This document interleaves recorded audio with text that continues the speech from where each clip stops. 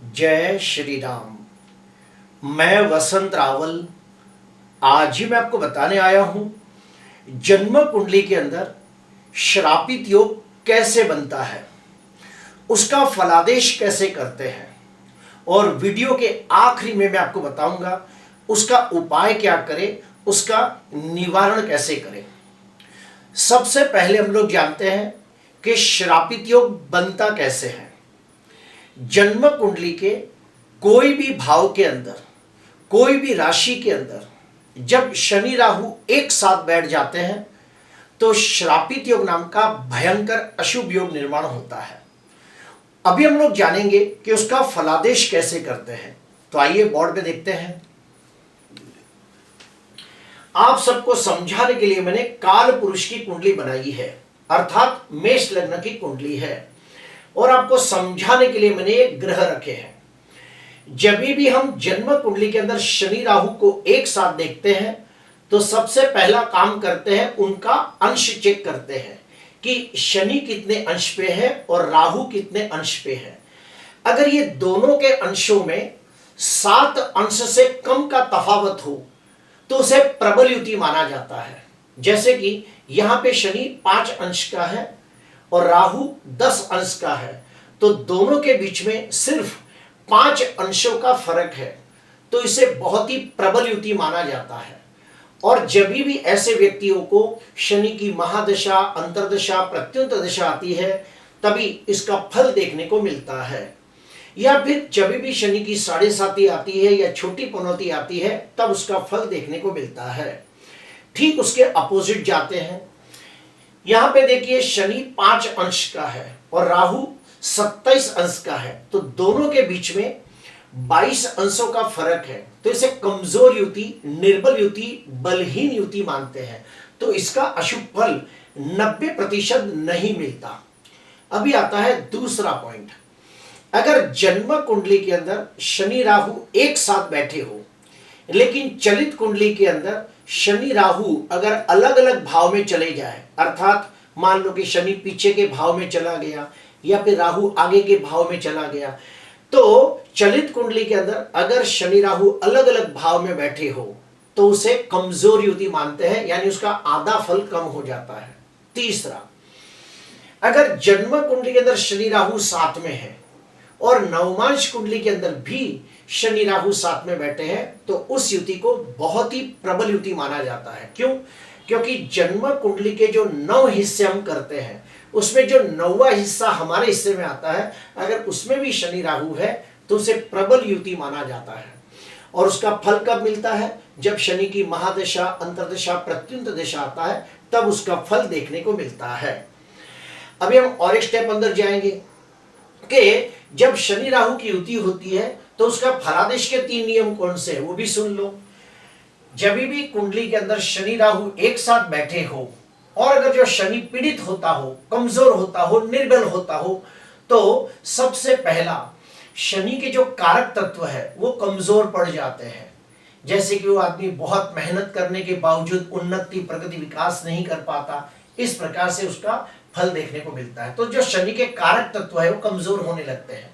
दूसरा, शनि जिन भाव का स्वामी है कुंडली के अंदर, आपकी कुंडली में कोई भी भाव का स्वामी हो सकता है क्योंकि आपका लग्न अलग हो सकता है, तो आपकी कुंडली के अंदर शनि जो भी भाव का स्वामी होगा उन भाव के शुभ फल में कमी आ जाएगी। तीसरा, शनि राहु की युति जिस भाव में बैठी होगी उस भाव का भी बेड़ा गर्द हो जाएगा। जैसे कि आपको भी समझा रहा हूं कि काल पुरुष की कुंडली है, मेष लग्न की कुंडली है और शनि राहु सप्तम भाव में है, तो सबसे पहले हम कहेंगे कि इस व्यक्ति के विवाह में विघ्न होगा, सगाई होने के बाद टूट जाएगी, शादी के बाद जीवन साथी के साथ लड़ाई झगड़े होंगे, डिवोर्स भी हो सकता है। अगर ऐसा व्यक्ति पार्टनरशिप के अंदर बिजनेस करे तो लॉस हो सकता है। तो इस प्रकार से फलादेश होता है।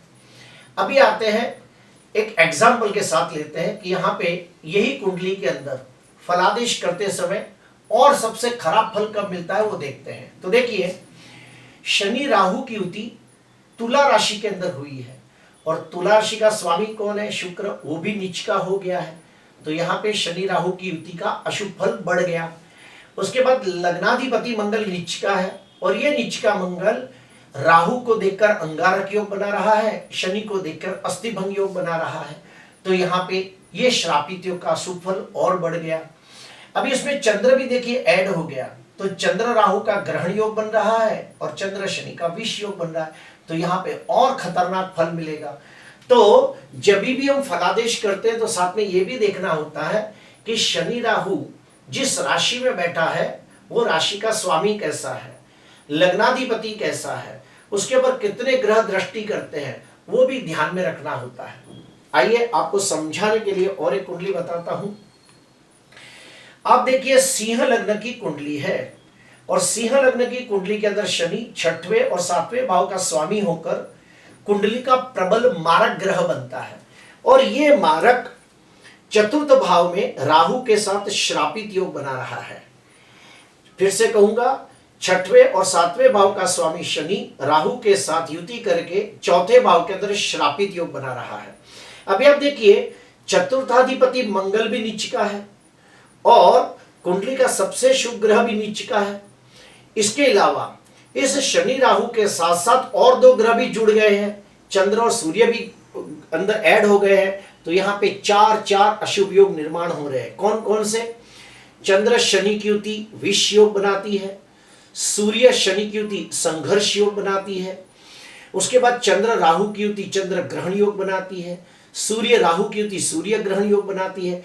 तो चार चार अशुभ योग बन रहे हैं, और चतुर्थाधिपति मंगल भी नीच का है। तो ऐसी स्थिति में हम कहेंगे कि इस व्यक्ति को जब भी शनि की महादशा, अंतरदशा, प्रत्यंत दशा, सूक्ष्म दशा आएगी तो बहुत ज्यादा खराब फल देखने को मिलेगा। अभी फल में क्या होता है वो भी मैं आपको बता देता हूं। अगर मान लो किसी की कुंडली के अंदर शनि राहु का अंशात्मक संबंध भयंकर शापित योग बनाता है, तो उसका फलादेश क्या होता है वो भी सुन लीजिए। ऐसे व्यक्ति बहुत मेहनत करने के बावजूद वो उन्नति, प्रगति, विकास नहीं कर पाते जिसके वो हकदार होते हैं। ऐसे व्यक्ति अपने जीवन के अंदर कोई भी शुभ काम की शुरुआत करते हैं तो उसमें बहुत सारे विघ्न, अड़चने, रुकावटें, तकलीफें आती है।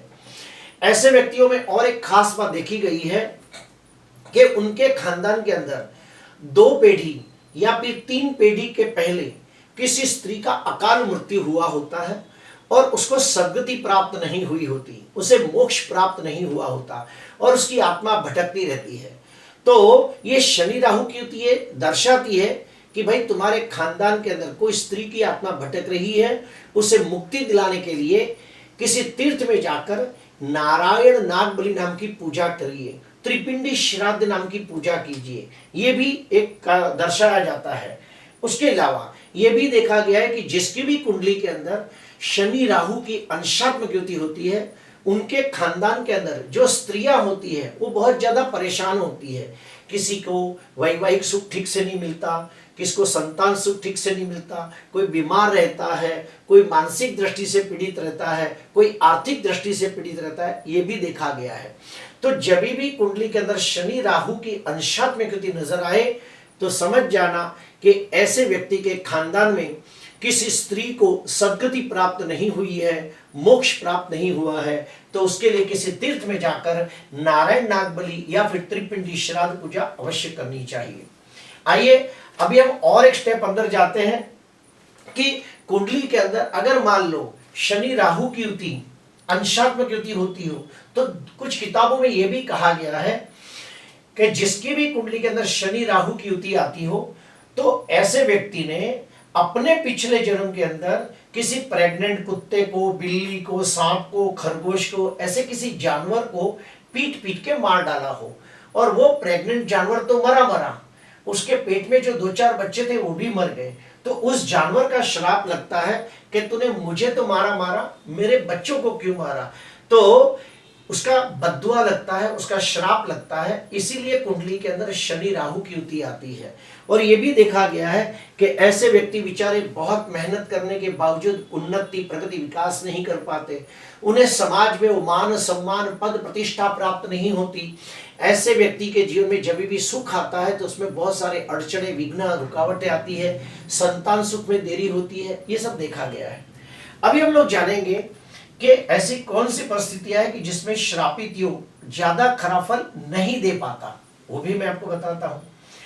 अगर शनि कुंडली का कारक ग्रह बनता हो, अर्थात लग्नाधिपति, पंचमाधिपति, भाग्याधिपति बनता हो, यानी कि कुंडली का कारक ग्रह, योग कारक ग्रह बनता हो, उसके बाद शनि बलवान हो, उसके बाद शनि और राहु के अंशों में बहुत ज्यादा तफावत हो, तो ऐसी स्थिति में श्रापित योग का अशुभ फल कम हो जाता है। जैसे कि आपको समझाने के लिए मैंने कुंडली बनाई है। तुला लग्न की कुंडली है और तुला लग्न के अंदर ही शनि उच्च का होकर शश योग नाम का पंच महापुरुष राजयोग बना रहा है। अभी इस स्थिति के अंदर मान लो शनि है 10 अंश पे या 15 अंश पे और राहु है 0 डिग्री पे, तो ऐसी स्थिति में ये श्रापित योग नहीं माना जाएगा और यहाँ पे शश योग का बहुत अच्छा फल मिलेगा। और एक बात देखिए, लग्नाधिपति खुद बलवान होकर बैठा है, तो जहां पे शनि बलवान हो रहा है उस राशि का स्वामी भी स्ट्रांग है, तो ऐसे स्थिति में ये राहु अपना अशुभ फल नहीं दे पाता। आइए और एक कुंडली बताता हूं। मकर लग्न की कुंडली है और यहाँ पे शनि स्वगृही होकर शश योग नाम का पंच महापुरुष राजयोग बना रहा है। और अब देखिए, शनि 15 अंश पे है और राहु सिर्फ 2 अंश पे है, तो दोनों के बीच में 13 अंशों का फर्क हो गया। और एक बात कि ये जो शनि है बुध और गुरु 2 शुभ ग्रहों के बीच में आ गया है, तो इसे हम कहते हैं शुभ कर्तरी योग और उसके पर चंद्र की भी 7वीं दृष्टि पड़ रही है। तो ऐसी स्थिति में हम कहेंगे कि ये जो शश योग वाला शनि है वो निश्चित तौर पे शनि की महादशा, अंतर्दशा, प्रत्युंतर दशा के अंदर बहुत अच्छा फल देगा और ऐसे व्यक्ति को जब शनि की 7.5 आएगी तो भी उसे बहुत लाभ होगा। आइए आखिरी कुंडली का अध्ययन करते हैं। कन्या लग्न की कुंडली है और अब देखिए, पंचमाधिपति शनि पंचम भाव से पंचम भाव, इसे कहते हैं भावात भावम नियम। अगर ग्रह पंचमाधिपति पंचम भाव से पंचम भाव में बैठा हो तो यहाँ भावात भावम नियम लागू पड़ता है और ये शनि बहुत अच्छा फल देता है। ऐसे ही आप देखो तो जो शनि है वो कुंडली का कारक ग्रह बनता है और वो उच्च के राहु के साथ बैठा है। अगर मान लो इसके अंदर दोनों के जो डिग्री है उसमें काफी तफावत हो, 15 या 20 डिग्री का तफावत हो, तो ये श्रापित योग बिल्कुल अशुभ फल न देगा। और आप देखिए, जो शनि राहु का श्रापित योग है ये गुरु और शुक्र दोनों के बीच में आ गया है, तो इसे कहते हैं शुभ कर्तरी योग। तो ऐसे स्थिति में ये श्रापित योग खराब फल न देते हुए अच्छा फल देने के लिए बाध्य हो जाता है। और ये फल कब मिलता है? जब शनि की महादशा, अंतर्दशा, प्रत्युंतर दशा आती है तब इसका फल देखने को मिलता है। अभी हम जानेंगे कि अगर मान लो किसी की कुंडली के अंदर शनि राहु का श्रापित योग बन रहा है और शनि कुंडली के अंदर कमजोर है, निर्बल है, पीड़ित है, शनि मृत अवस्था में है, शनि अस्त का है और राहु की डिग्री ज्यादा है, तो ये श्रापित योग अगर बहुत ज्यादा खराब फल देता हो या फिर शनि राहु की युति 6वें, 8वें, 12वें भाव में होती हो, शनि राहु के साथ और भी पाप ग्रह जुड़ गए हो और भी खराब योग बनते हो, तो ऐसी स्थिति में उपाय क्या करें? सबसे पहला उपाय, तांबे के लोटे के अंदर पानी भरकर उसमें काला अबीर डालकर सूर्य को अर्घ्य प्रदान करना चाहिए। नंबर 2, रोज सुबह शाम हनुमान चालीसा का पाठ करना चाहिए। नंबर 3, शनि शिवजी का ही अंश है तो शिवजी के मंत्रोच्चार, महामृत्युंजय के 1.25 लाख मंत्र जाप करने चाहिए और फिर उसी का दशांश होम करना चाहिए। चौथा, अगर किसी की कुंडली में श्रापित योग बन रहा है तो उसे त्र्यंबकेश्वर में जाके, तीर्थ में जाके नारायण नागबली और त्रिपिंडी श्राद्ध नाम की पूजा करनी चाहिए। चौथा, अगर कुंडली के अंदर शनि कुंडली का मारक ग्रह बनता हो, कुंडली का अशुभ ग्रह बनता हो, तो शनि से लगती चीजों का दान करें, जैसे कि तेल, कोयला, खिल्ला, लोखंड, ऐसे सब चीजों का दान करना चाहिए। काले उड़द, ये सब चीजों से, काला तिल, ये सब चीजों से दान करने से बड़ा लाभ होता है। प्रिय दर्शकों, आज मैंने आपको बताया कि श्रापित योग कैसे बनता है, उसका फलादेश कैसे करते हैं और उसका उपाय कैसे करें। अगर आपको अच्छा लगा तो जरूर लाइक करना, सब्सक्राइब करना। नमस्कार।